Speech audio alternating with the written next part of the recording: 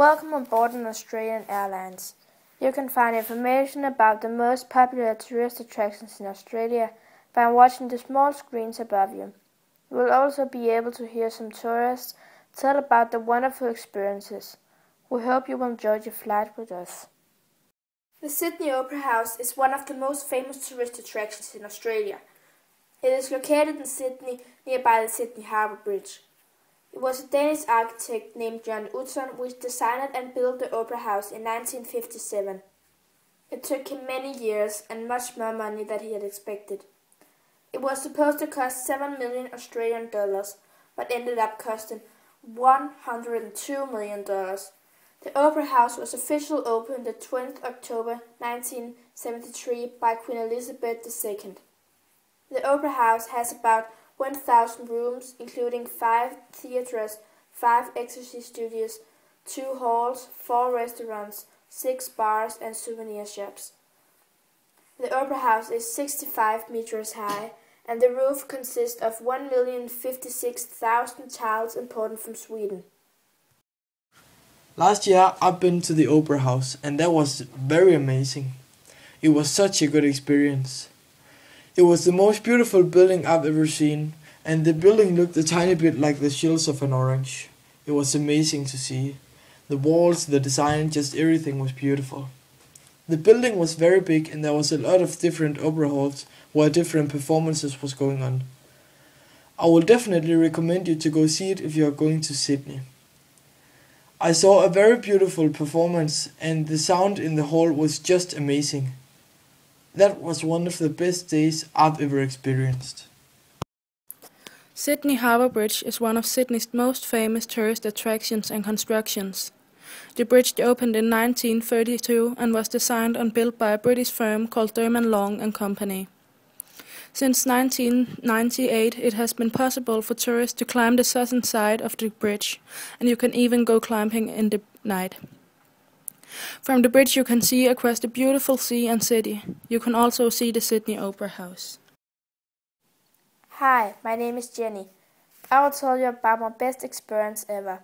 My boyfriend and I had decided to climb over the harbour bridge. It took 3.5 hours. They recommended that we did it at night so we could see all the beautiful lights of the city. We could see the Sydney Opera House and it was so beautiful to see it at night. I was so afraid, but I'm so pleased I did it. It was the most beautiful sight I have ever seen in my life. I would definitely recommend people to try it, even though they are afraid of heights. Ayers Rock is the second biggest but the most known stone in Australia. The official name of the stone is Uluru. It is a holy stone for the Aboriginals. The stone is 348 meters tall, 3.6 kilometers long and 1.9 kilometers wide. It is 9.4 kilometers long in the circumference. The stone covers an area of 3.33 square kilometers. Uluru is very known for changing color when the sun rises.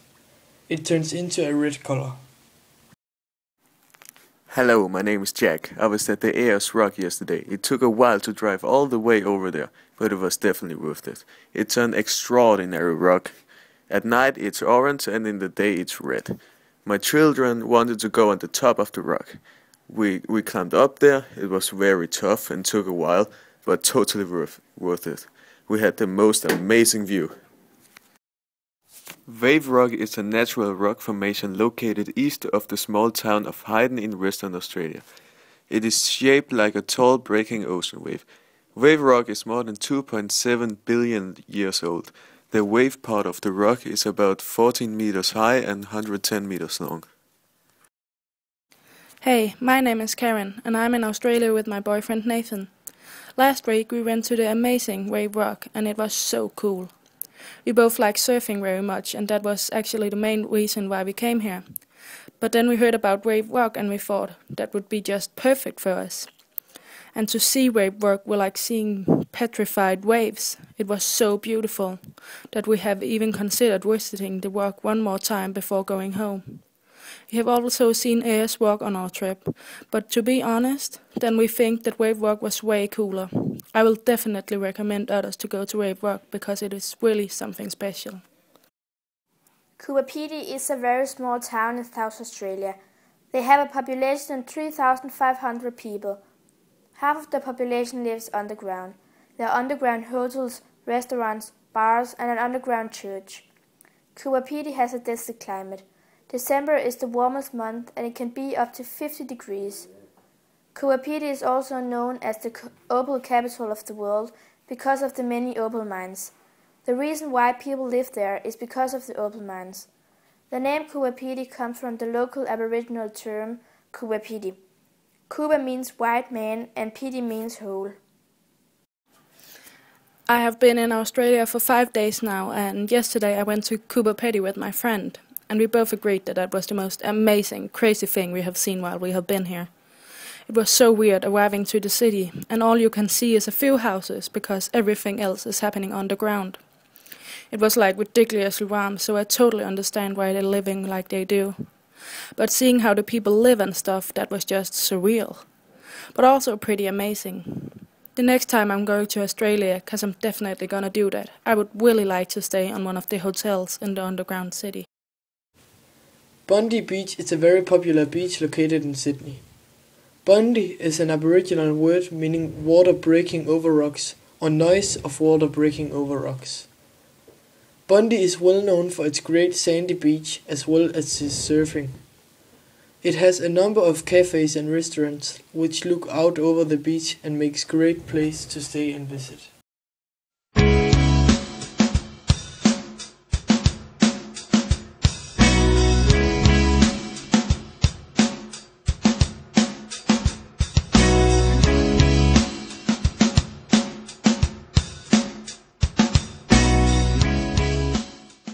Great Barrier Reef is the world's biggest coral reef. It is located in the Coral Sea off the coast of Queensland in northeast Australia. It stretches 2,300 kilometers parallel to the northeast coast and can even be seen from space. The coral reef consists of more than 2,500 individual reefs. It was the European explorer Captain James Cook who discovered the reef for the very first time on his journey in 1768. Today, Great Barrier Reef is one of Australia's biggest tourist attractions and is known for its warm and clear and beautiful water. So if you want to get a great experience and see a lot of beautiful and colorful fish on your trip, you should definitely go to Great Barrier Reef. Hi, my name is Laura. My mom and I were in Australia for 3 weeks, and since we love to dive, it of course was obvious to visit Great Barrier Reef. We had paid $160 to dive and see the beautiful coral reef. It was very expensive, but it was definitely worth the money. We had bought a waterproof camera so we could take a lot of pictures. It was so beautiful. There were so many fish and corals in a lot of different colors. I got the chance to touch a turtle. It was so cute. We both agreed that it was the best experience ever, and we would definitely recommend people to try it. It was an experience I never will forget. The outback is the vast remote arid area of Australia. The outback is home to all kinds of animal species, such as the kangaroo, emu and dingo. The dingo fence was built to restrict dingo movement into more modern areas. In most outback communities, the number of children is too small for a school to operate. Children are educated at home by the School of Air. The teachers communicate with the children via satellite.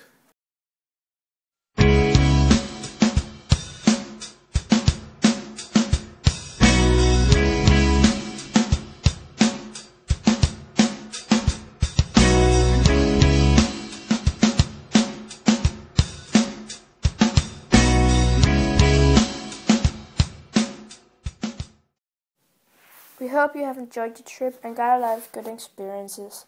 We hope to see you the next time you travel to Australia, and if not, we hope you had an unforgettable trip. Have a nice day.